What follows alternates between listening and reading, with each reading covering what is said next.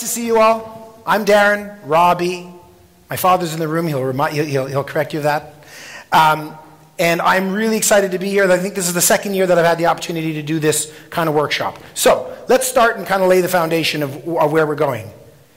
If you're crazy enough to start a business, you can probably sell. Is that fair? Maybe you haven't had professional sales training. Maybe you don't have a degree in selling. But you can obviously sell. Otherwise, your business wouldn't last more than an hour. Unless you have a partner who can sell. But let's assume you start a business, you can obviously sell. Then you go through these iterations of a business, and you start putting some administration underneath you, some operations underneath you, some finance underneath you. So that's kind of the next transition phase of the growth of your business. Then you get to the point where you now want to start making yourself a bit redundant, making yourself not the only person that's bringing in clients, not making yourself too important to the business, because otherwise how do you grow, or how do you go on vacation? Or how do you transfer the business down to your next generation? Or how do you not become the riskiest part of your own business? Has anybody ever felt like the riskiest part of their own business as they've grown? Right? I've got some friends in here, some clients back here. I think of John Silver back there and him starting schlepping ice around Toronto and 13 years old. Now his son has taken over the business and thinking, uh-oh, I have 500 clients and they all call me. But I want to retire. What am I going to do? Right? I want to stop being cold. I want to go to Florida, right? No, you love ice. No one loves ice like Mr. Silva, which is really weird. So that's the iteration. So that's where we're at today. That's the moment of transition. You've either grown your business to the point where you are starting to look to build a sales team, or you're starting to where your next generation is taken over, but you're maybe way too important to the client base, and the next generation's coming and saying, okay, well, Dad's going to be playing golf about 75% of the year soon. Mr. Kerrigan's hoping for that. And so my kids better learn how to sell and take on all these relationships of these clients. So I need to start bringing a sales team infrastructure beyond just when the phone rings, I answer it, and everybody calls me. Does this sound familiar with anybody? Right. Okay, so that's where the journey picks up. So, the traditional sales organization was set up like this. Quality of the sales reps depended on the success. In fact, if you're a small business owner, you depended on the success of the sales. You were very dependent on just a few key salespeople, probably you, and maybe you have a couple of other people. You brought on one other person. Maybe it's one other employee. Maybe it's your minority shareholder that you've graduated in. Maybe it's your son or your daughter. And the salespeople are responsible for every facet of the sale. For those of you that started a business, you remember you were doing everything from hello, my name is, all the way to give me your money, and everything in between. Sometimes you were even executing the deliverable, chasing the money. And over time, you're looking to start giving stuff away, right? So you can specialize and focus more on the stuff that you like. But in the traditional sales model, the sales rep used to do everything from hello, my name is, to give me your money. And when we would sit around a table and think of how are we going to grow sales, the first thing that would really pop up into our minds was, well, we can change our reps, so-and-so's our lowest performing rep, we're just going to kick him out and hire somebody else. Or we can add reps, we can just keep on adding one rep every year. Or we can train our reps. Now there's nothing wrong with those three strategies. I bet you everybody in the room has done this. However, what today is about is to suggest that they're not the only strategies, that there's more to growing sales organization other than just simply relying on adding, changing, or training salespeople. How long do you think it takes for a salesperson to cross the Mendoza line, to make as much money as you're giving them? Shout it out. 18 months. 18 months? Sounds like I'm going to say Bueller. Anybody? Like Ferris Bueller's Day Off? Come on, from the back, shout it out. 5 years. 5 years for them to cross over. So the average is about 12 months. So if you hire a sales rep tomorrow or January 1st, roughly around this time of year, you should start to see that their cost and their sales are starting to cross. Therefore, just simply adding on salespeople, you won't know if you're on track for quite a while. Or changing salespeople, you don't know that the person you just let go is any better or worse than the person you just hired. Who here has gone through salespeople like underwear? Probably don't want to raise your hand because you'll be embarrassed. But let's be honest, salespeople change, right? In fact, you would have to say that salespeople have more jobs in their career than any other career because they're transient people. Nobody stood up in front of their grade 1 class and said, my dream is to become a salesperson. Right? You only get into sales for 3 reasons. Ego, money, and because you couldn't get into law school. That was mine. So, in today's day and age, new sales is a bit different. It's about dividing and conquer. It's about realizing that not everybody is good at every facet of sales. Would you agree that some people are better at transactional sales and some people are better at strategic long-term sales? All nod your head because I'm right. Or would you agree that some people are better at opening doors and some people are better at closing doors? Would you agree that some people are better at hunting for new relationships and going up to the bar and saying hi to everybody? My skill. And some people are better at farming, taking existing relationships and growing them. Would you agree that some people are better at the technical side of the sale and some people are better at the relationship side of the sale? Would you agree that some people are better at short-term sales and some people are better at long-term sales? Then why do we expect the sales reps to do every facet of it? Right? Today in sales, everybody's become a specialist. Right? It's like if you asked 50 years ago a doctor what they do for a living, they tell you they're a doctor. If you ask if you ask a doctor what they do for today, they'll tell you they're some kind of etologist. Everybody's a specialist. Okay? And so the same thing has happened in sales. Sales is just like kind of the final frontier. You know, it used to be that you ran finance. Now someone's in accounts payable, someone's in accounts receivable. It used to be that you were doing everything on the assembly line. Now people are doing different facets. Some people are doing different parts of procurement. Some people are doing different parts of marketing. Sales is just the next iteration. But the key for sales is to figure out a way to not just simply wait for the phone to ring. When I started my career in 1996, which makes me feel old, but for some of you probably thinks he's so young, I joined like in the heyday, and it was nothing but sunshine until this weird Y2K silliness for about 5 minutes. And then the world ended in 2008. But basically, for the vast majority of my career, 12 years, it was nothing but sunshine. And so what I saw was that sales organizations were successful in spite of yourself. It's really easy to sell a bottle of water to someone who's thirsty.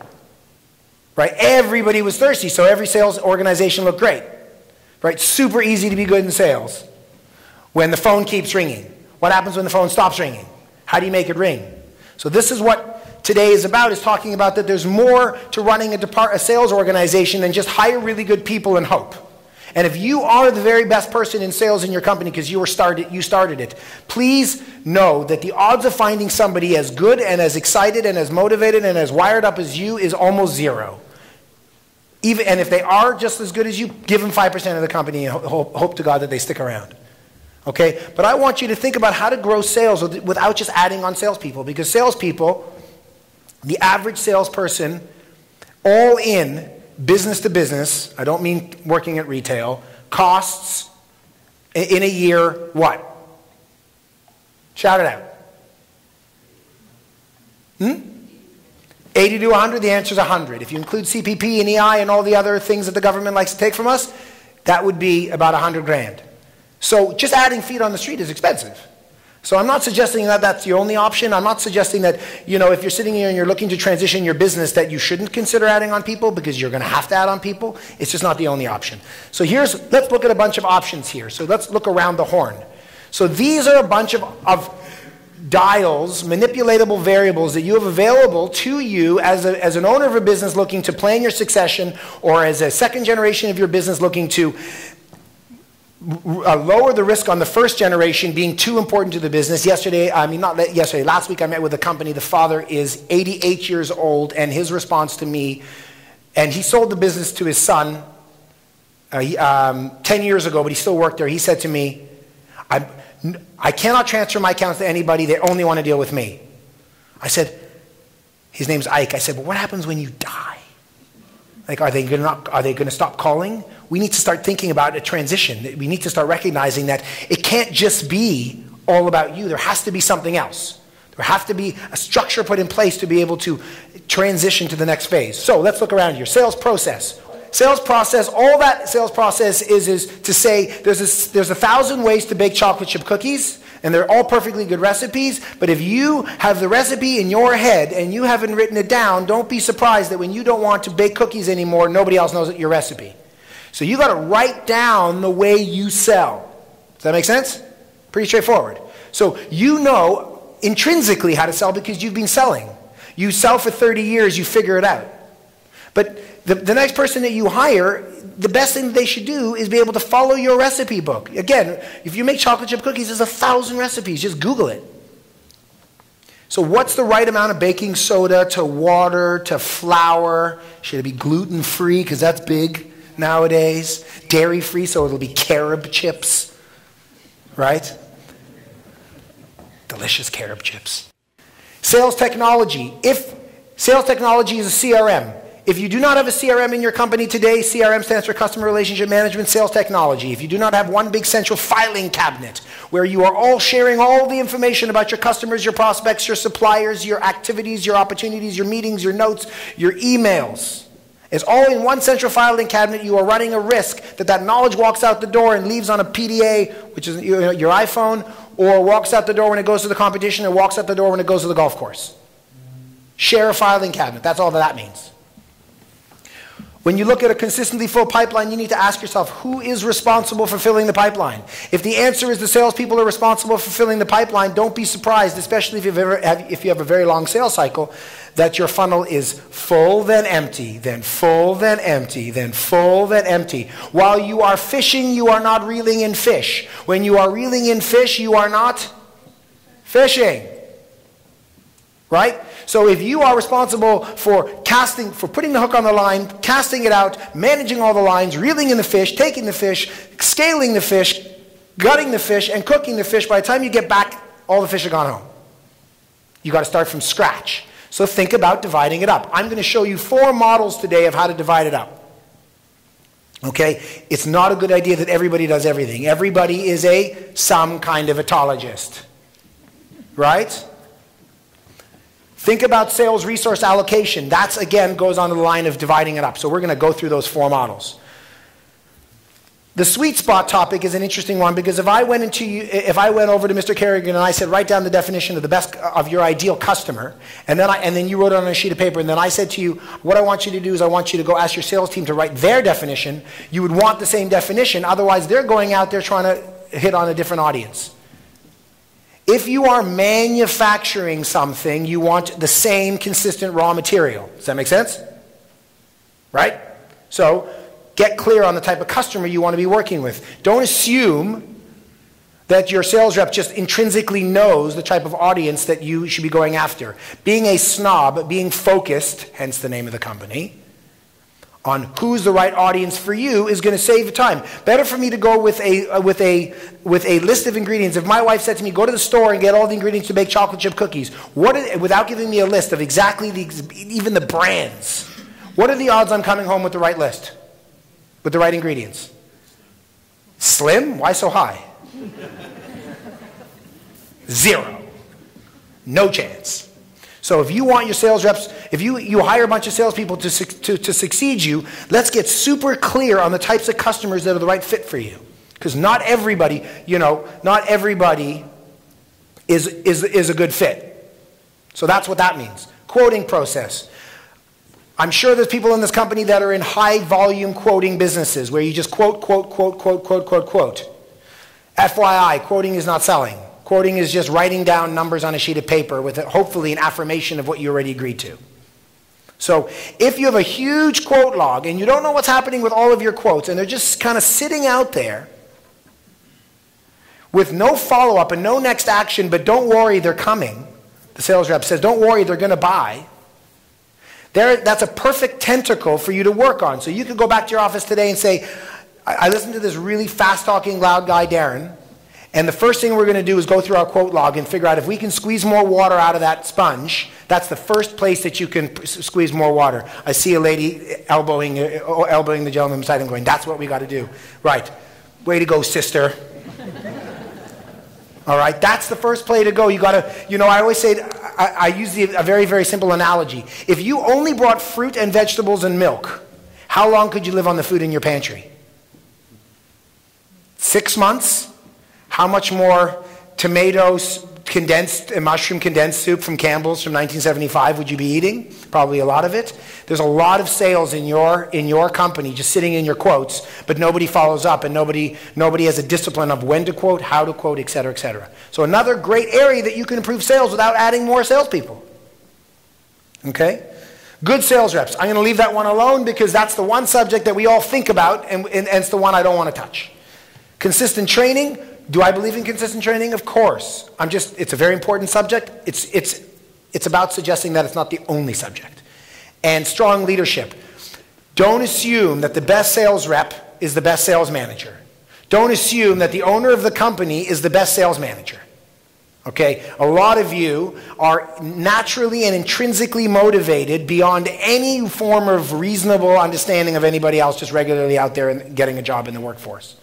So just because Wayne Gretzky naturally knows how to score goals does not make him a good coach, right? As demonstrated, because he was the crummiest coach for the Phoenix Coyotes, now the Arizona Coyotes. Very important. They get very sensitive when you don't say that. And then as soon as Dave Tippett took over, they're great. People didn't change, the coach changed, right?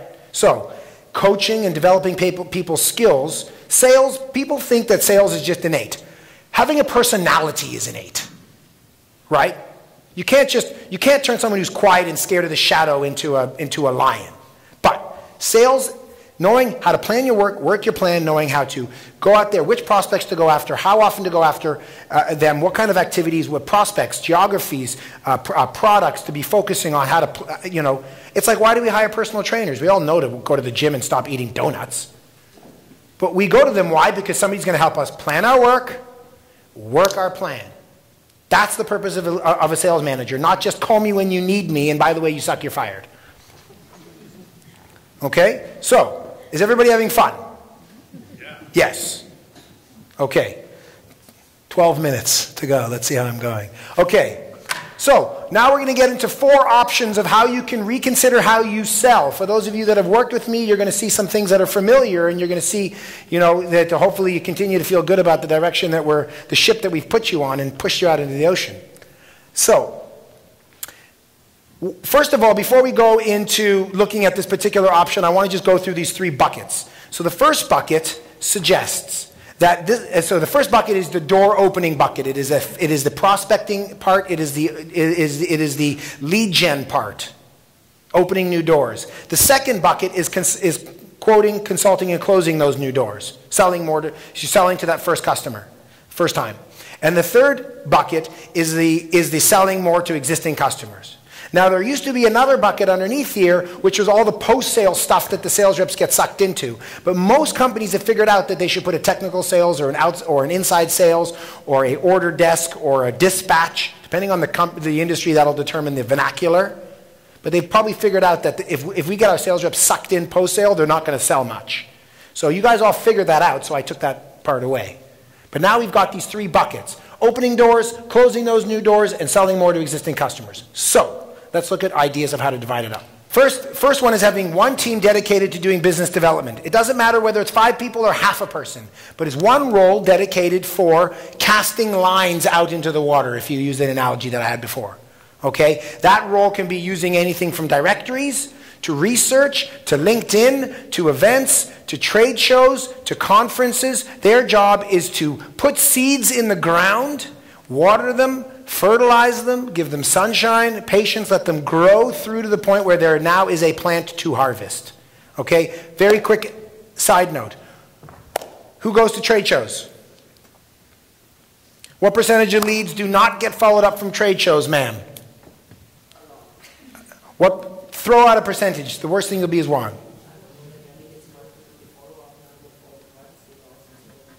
Well, when somebody gives you their card, there's no privacy law. They've effectively given consent. So the average number of leads that do not get followed up from a trade show, meaning that there's no bidirectional discussion between the 2 people. I don't mean sending an email saying thank you for coming to our booth. Here's a link, click. But the actual number of leads that do not get followed up is 83%. So you go to a trade show. So you go to the grocery store with $100, you buy $100 worth of groceries, you come in the front door, before you put it in the pantry and the fridge, you throw $83 in the garbage. Then you do the stupid thing and go back to the grocery store with another $100. And then repeat. So, one of the easiest ways to solve that is to give the leads to this business development inside role, not to the salespeople.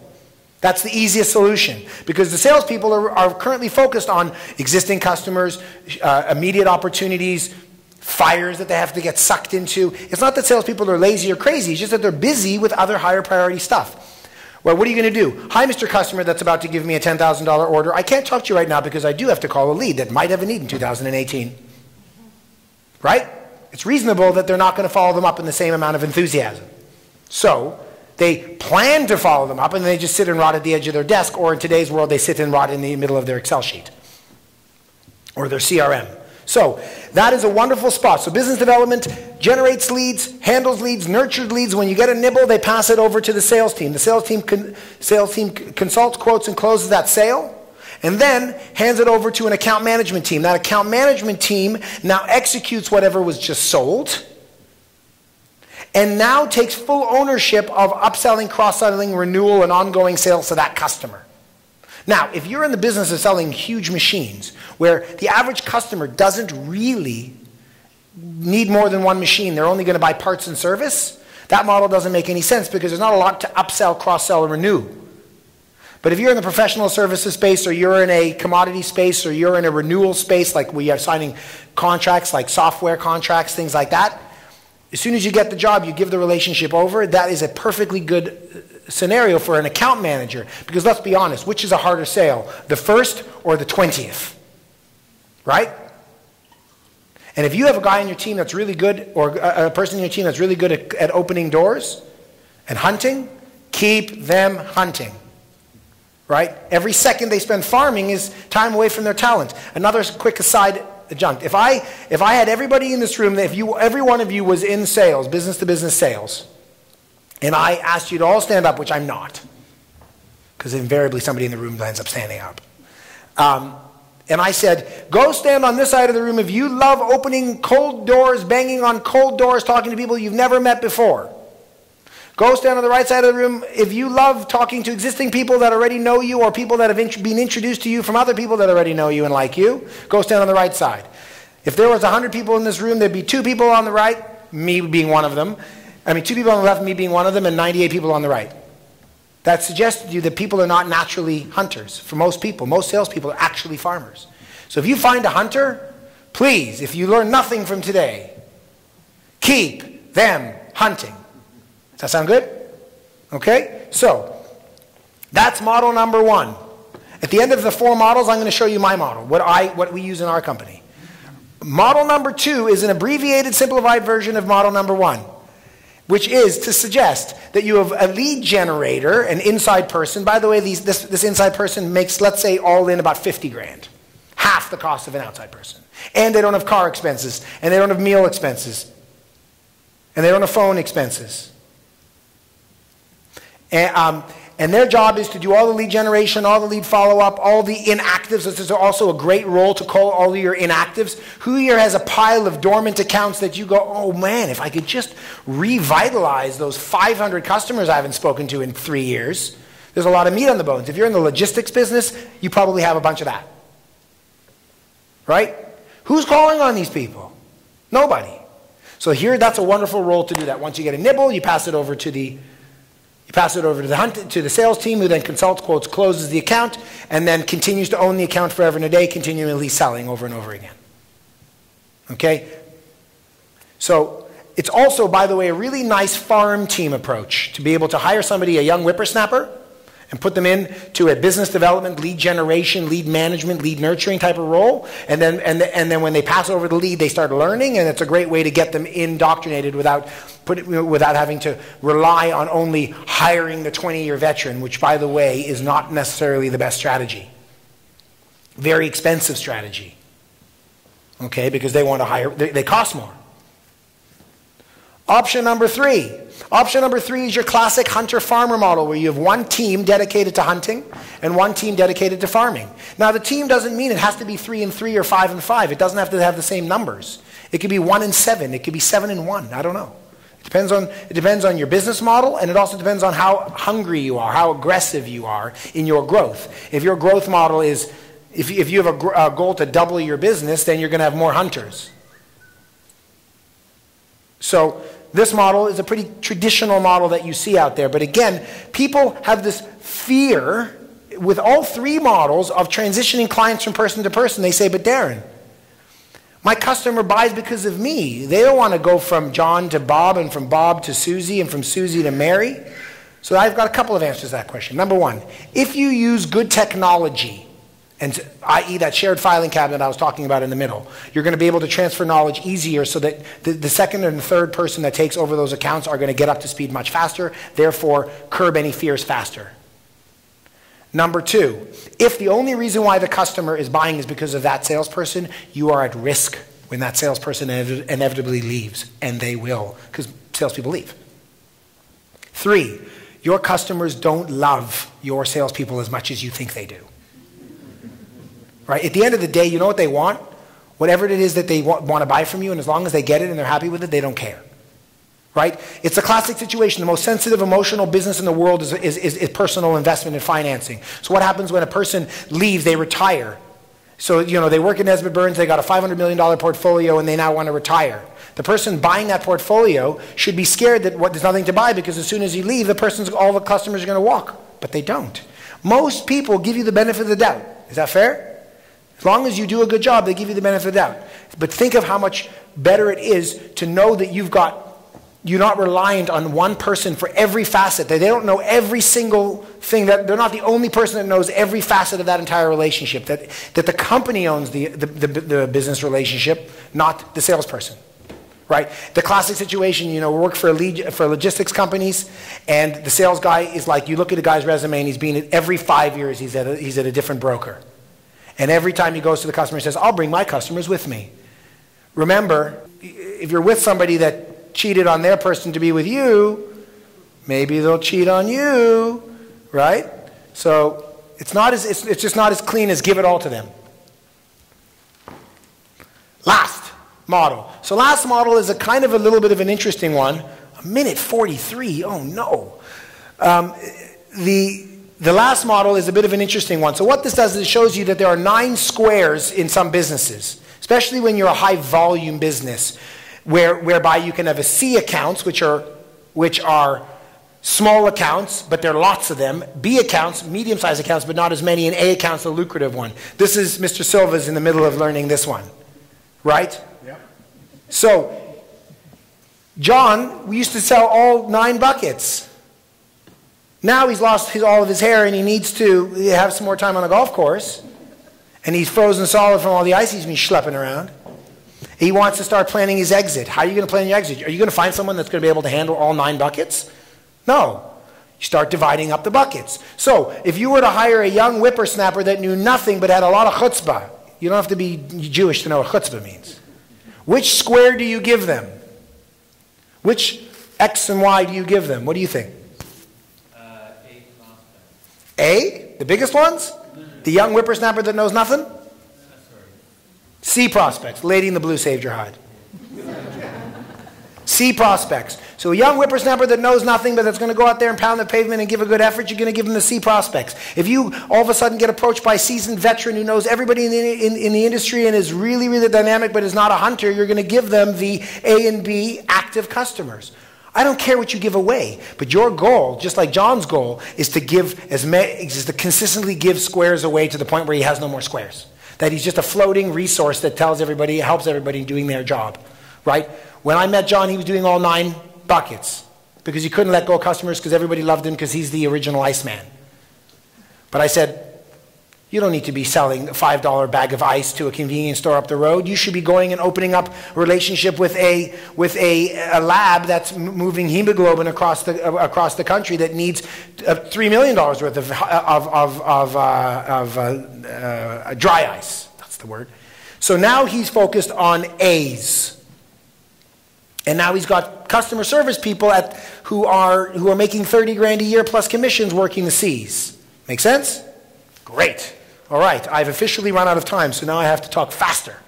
So, All I wanted to show you guys here is a little subject on compensation, which just simply talks about all the different options you have in compensation. I still see a lot of sales organizations, actually amazingly enough, I was in Sudbury yesterday, I was telling Mr. Topazzini that I was actually in Copper Cliff yesterday, that the sales team at this particular company has no commission, which to me is bananas. Remember, salespeople become salespeople because of ego and money. So here's a bunch of lists of different ways you could pay people. Are you in the capital or the residual annuity business? Do you pay based on revenue or margin? Do you pay based on booked or realized? Do you pay based more for new business versus existing business? Do you start at the first dollar when you pay someone, or do you wait for them to pay back their salary before you start giving them commissions? Which, by the way, is the way that I like, because at least I feel good then.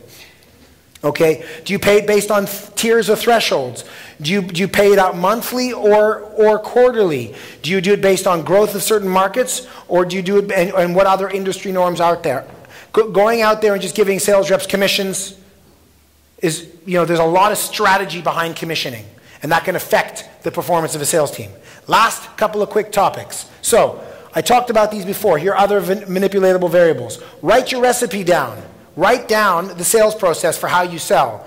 Squeeze out more water out of all of your quotes, ma'am in blue. It's a wonderful opportunity for you. CRM, get everybody sharing one big central filing cabinet in the sky so that not everybody's walking around with manila folders in their heads or in their Palm Pilots. Palm Pilots, boy, am I dating myself. I'm kicking it old school. It's sad when you think that's old school. Sales management philosophy is that last variable. Talks about, are you the best salesperson is just helping everybody sell, or are you actually developing your salespeople's skills by teaching them how to plan their work and work their plan? So, no matter what the economic situation is, you are in control. Most of your businesses today should be doing okay or better. It's pretty good days right now. This is the time to rethink how you sell, not when you're halfway down to the bottom of the ocean. When your business is in trouble, all you need is a big paddle. Right? No strategy is going to fix a sinking boat. You just need a big paddle. Then when you get back to the ocean, back to the top of the water, then you can think about how to avoid doing that again. All right? So, there's never been a better time to rethink how you sell. Hiring the right people to do everything is hard to duplicate, so divide it up. Sales is more than just people. It's got objectives and structures and tools and resources and compensations and strategies and processes and a whole bunch of things that were synonymous with manufacturing, but not synonymous with sales. It is today, in today's day and age, sales is like any other department. Utilize technology, that central filing cabinet, to create transparency. Being a small company is not only not a hurdle, it's the biggest blessing. It's a lot easier to turn a tugboat than it is to turn a steamship. Right? I want to get the foundation, the behaviors, the culture of my company right early before I start having 20 people, because it's a lot harder to change 20 people than it is to change 2 people. Okay? And if you do not know how to obviously get help. So, boy, did I talk a lot. I'm exhausted for myself. I just wanted to say thanks to everybody, and I hope you guys enjoyed. And remember, the whole theme here is about how to realize that not everybody's just innate. You can't just go out there and hire people that are naturally wired up to do everything. It's not a duplicatable, sustainable model. So if you are the first generation looking to transition to the second generation and you have all the customers, this is a great day to start thinking about this. If you are the second generation and you're looking to slowly kick your father out the company, make sure you work with him to transition those accounts over before he goes golfing. Okay? But sales is a lot more than just hire good people and hope. So with that, I say thank you very, very much for having me. There is a 1-hour complimentary assessment that I'm making available if you give me your email or your card, which I'll be out there having coffees with you guys in a bit. And I will not say go Leafs go, because it's a shame. It's a disgrace. Go Raps.